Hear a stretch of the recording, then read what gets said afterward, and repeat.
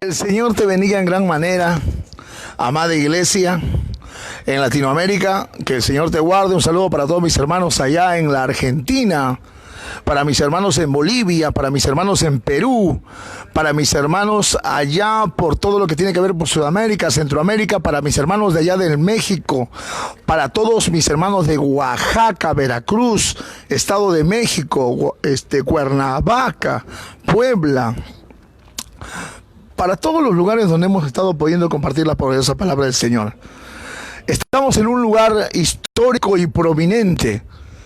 Les presento la Catedral de Wittenberg.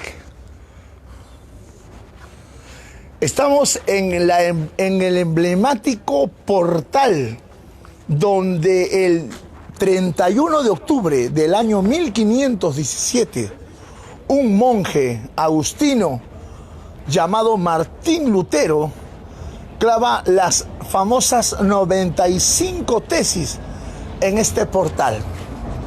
Este portal que representa lo que era el imperio o la religión católica en aquel tiempo. Este varón de Dios escucha por estas calles de Nuremberg a un monje llamado Juan Texel gritar que se les perdonaba los pecados si te daban una moneda en una caja.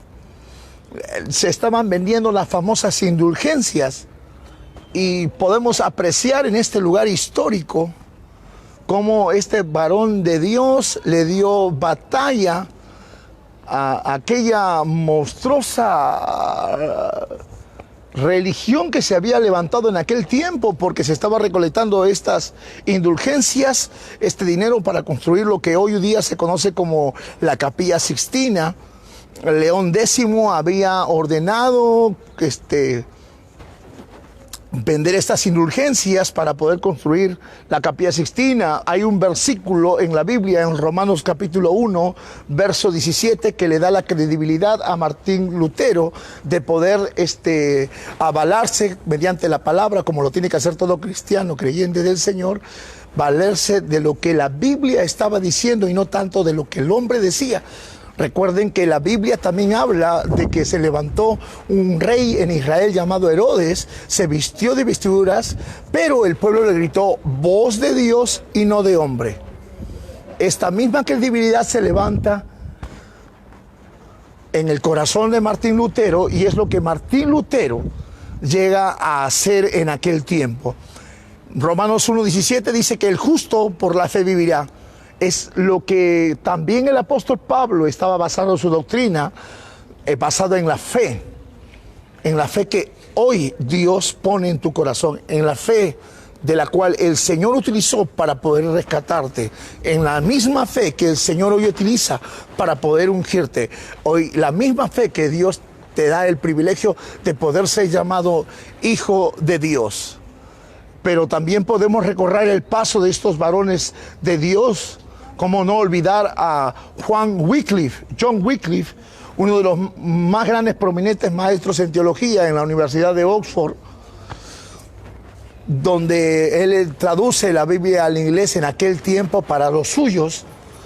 También cómo no recordar a su discípulo John Hughes, que lamentablemente es quemado en Europa por los católicos, ya que él se levanta predicando la poderosa palabra del Señor. Recuerden que en aquel momento la Biblia estaba escrita solamente en latín y solamente la podían leer los monjes.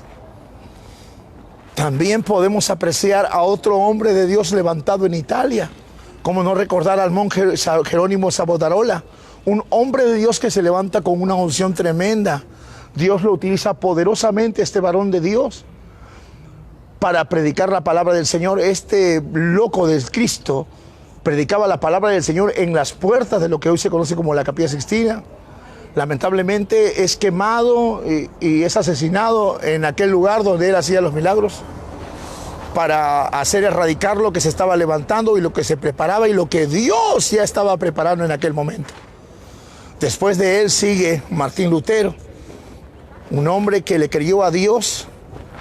Dicen, la historia cuenta de que el que lo salva por gracia del Señor es Felipe de Sajonia, Federico de Sajonia, lo salva y es rescatado. Martín Lutero viene, le predica a los reyes católicos se convierten al Señor y ahí empieza todo.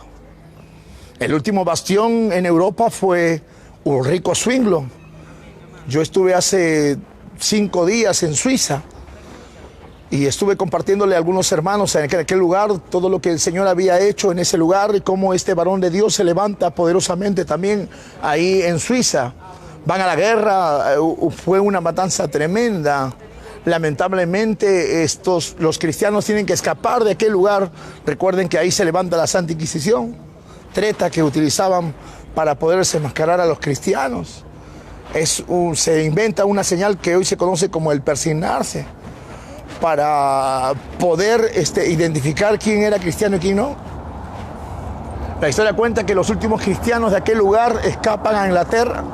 Al no poder escapar en Inglaterra, llegan a Inglaterra y los últimos cristianos que quedan en ese lugar se embarcan en un barco que es histórico llamado el Mayflower.